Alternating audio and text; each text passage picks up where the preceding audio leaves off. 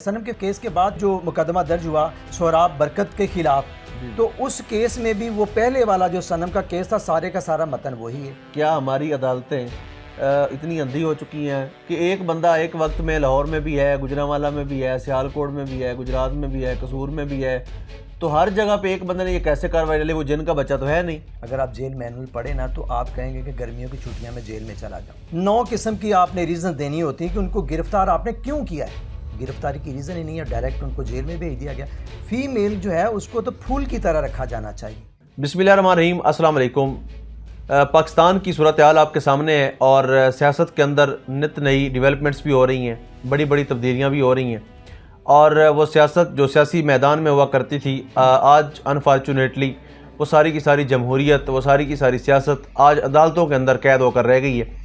और वह तमाम तरह सियासी कायदीन जो कल तक अहम तरीन ओहदों पे हुआ करते थे, पॉलिसी मेकर्स में बैठा करते थे या मुल्क की जो मसनदें हैं उन पर बैठा करते थे, आज वो लंबी सज़ाएँ सुनने के बाद जेलों के अंदर कैद हैं।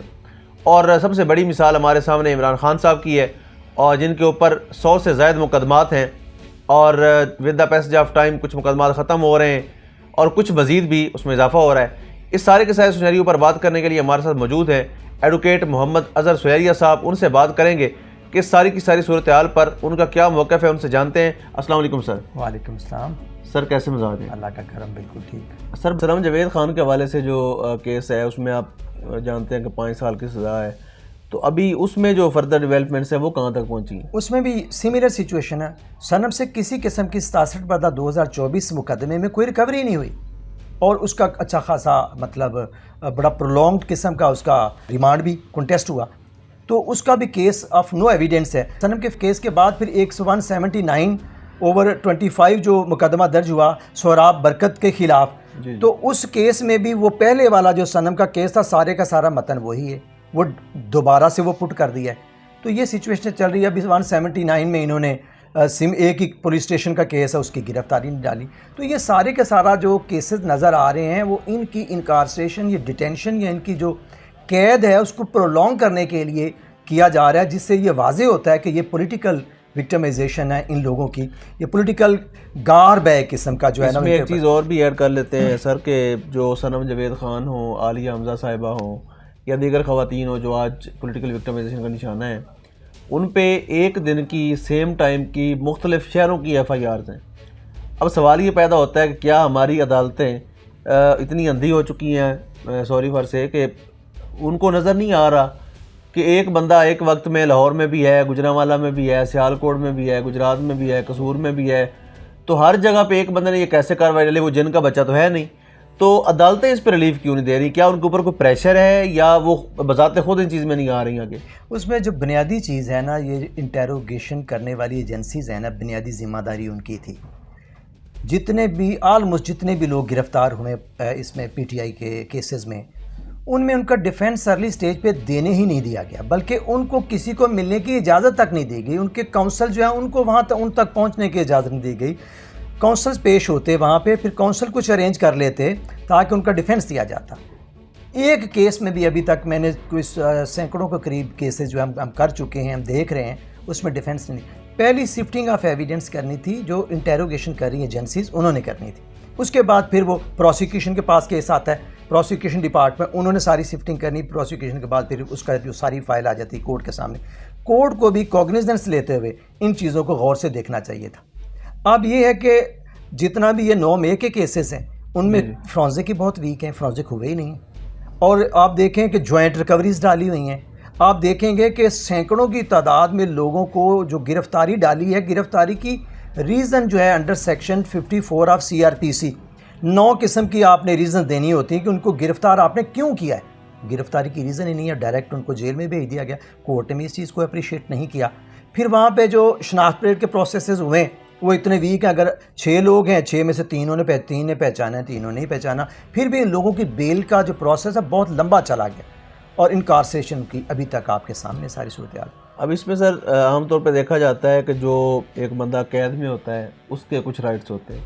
वैसे तो पाकिस्तान के अंदर अनफॉर्चुनेटली जो लोग ज़ाहरी तौर पे हम आज़ाद हैं, हमारे राइट्स कितने मिल रहे हैं वो भी हमें उस चीज़ का आइडिया है, لیکن جب ایک قید میں ہوتا ہے تو وہ تو سمجھ لے کہ ان کا مہمان ہوتا ہے نا حکومت کا, یا جو جیل ان کے انڈر آتی ہے.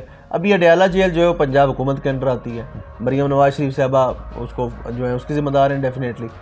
اب عمران خان صاحب کی ایک تو صحت کے حوالے سے چیزیں سامنے آ رہی ہیں کہ ان کو علاج کی سہولت نہیں دی جا رہی, تو کیا یہ بھی کوئی آئین کے اندر موجود ہے کہ اگر جو قیدی ہے اس سے آپ کو سیاسی نقطہ نظر سے اختلاف ہو یا آپ کو پولیٹیکل وہ آپ کا مخالف ہو تو آپ اس کو یہ سہولت نہیں دے سکتے؟ جیل مینول ہے, رولز ریگولیشنز ہیں. اگر آپ جیل مینول پڑھیں نا تو آپ کہیں گے کہ گرمیوں کی چھٹیاں میں جیل میں چلا جاؤں. اتنی آسائشیں ہیں, اتنا بڑا بجٹ ہوتا ہے جیل کا. پھر اس میں کیٹیگریز بنی ہوئی ہیں, A category, B category, C category. جب تک کسی کو سزا نہیں ہوتی تو اس کو کیسے رکھا جاتا ہے. جیل سپرنٹینڈنٹ جو ہے اس کے بہت زیادہ اختیارات ہوتے ہیں, وہ یہ ڈائریکٹ ہوتے ہیں پولیٹیکل انفلوئنس کے نیچے.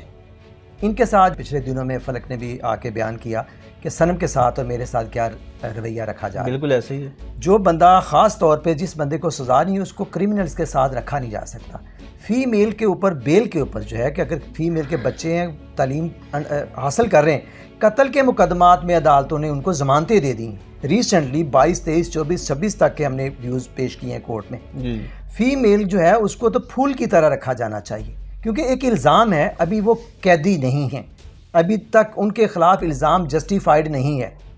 تو یہ ساری کی ساری ضابطہ قانون ساری چیزیں موجود ہیں, لیکن افسوس کی بات یہ ہے کہ قانون جو ہے نا وہ اس کو بالکل سائڈ پہ رکھا گیا ہے, اور انتظامی امور جو چلانے کے لیے بھی کوئی نہ کوئی قانون قاعدہ ڈسپلن رولز ریگولیشن ہوتے ہیں, سارے سپرسیڈ کر کے اتنا زیادہ ڈسکریمنیشن ہو رہا ہے کہ ہماری جو بھی پٹیشنز آتی ہیں ہم خود وکٹم بن جاتے ہیں.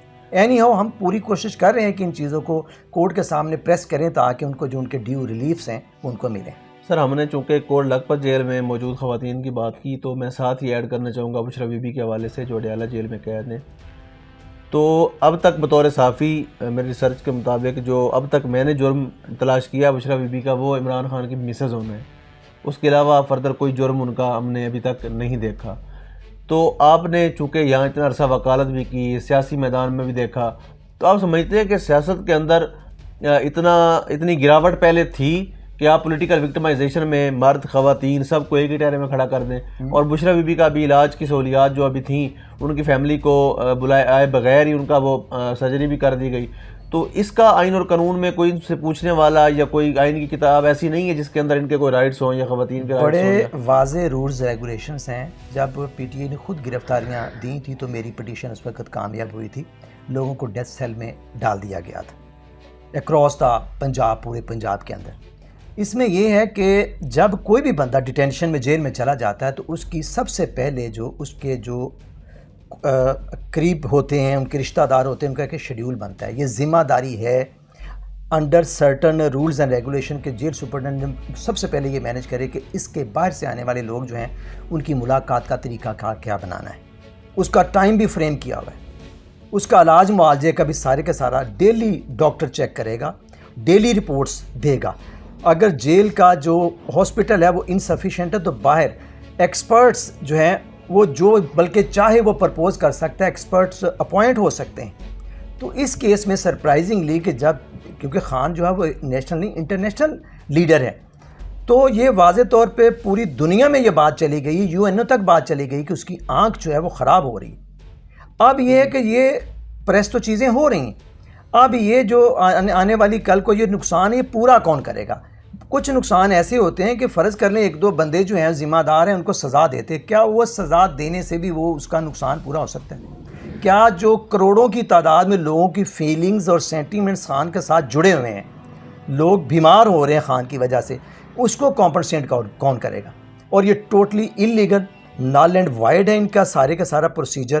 رات کے اندھیرے میں لے کے جانا, اس کے جو بہن بھائی ہیں, ان کے جو رشتہ داران ہیں جن کو خاص طور پہ کورٹ نے الاؤ کیا ہوا, ان کا ساتھ ہونا ضروری ہے. قانونی طور پہ بھی ان کا ساتھ ہونا ضروری ہے تاکہ اس ذمہ داری کا کل کو کسی نے تعین کرنا ہے. دیکھیں یہ تو واضح ہے کہ جو ادارے جو اسٹیٹ کے جو ذمہ داران ہیں جو جڑے ہوئے ہیں ان کارروائیوں سے, کہ جو جب پوری کی پوری پارٹی کہہ رہی ہے کہ یہ بائسڈ ہیں تو پھر اس بائس کو دور کرنے کے لیے ذمہ داری بنتی ہے ان کی کہ ان کے جو رشتہ داران ہیں, پولیٹیکل لیڈرز ہیں, ان کو ساتھ میں شامل حالے میں کوئی امر مانے نہیں ہے, کوئی پابندی. یعنی کہ دیکھیں دو چیزیں ہوتی ہیں, ایک تو قانون مہیا کرتا ہے, ایک قانون سائلنٹ ہے. اگر قانون سائلنٹ بھی ہو تو پھر ایک اچھا کام کرنے میں عدالت کو یا کسی بھی ذمہ دار آفیسر کو کوئی میرے خیال میں کوئی رکاوٹ نہیں ہے کسی بھی حوالے سے۔ جی بالکل ناظرین، آپ نے بات سنی۔ پاکستان کے اندر جس طرح سے ہیومن رائٹس کی وائلیشن ہے، چار دیواری کا تقدس پامال کرنے کے حوالے سے چیزیں ہیں، خاص طور پہ وہ خواتین جو پولیٹیکل وکٹمائزیشن کا نشانہ بن رہی ہیں، ان کے ساتھ جس طرح سے جیل میں سلوک کیا جا رہا ہے، خاص طور پہ سابق وزیر اعظم عمران خان صاحب کے ساتھ جس طرح سے پولیٹیکل وکٹمائزیشن کی جا رہی ہے، یقینی طور پر قابل افسوس تو ہے ہی صحیح، لیکن ساتھ ہی یہ بات میں کہتا چلوں بطور صحافی جو میں نے آبزرویشن کی اور جو چیزیں ہم نے اس میں جو انالیسس کیا اور جو رزلٹ نکالا ہے، ہم نے پاکستان کی ہسٹری کو دیکھا ہے، اس میں اکثر جو ہاتھوں سے گیریں لگائی جاتی ہیں وہ بعد میں دانتوں سے کھولنی پڑتی ہیں۔ اللہ پاک وطن عزیز کا حامی و ناصر ہو۔ پاکستان زندہ باد۔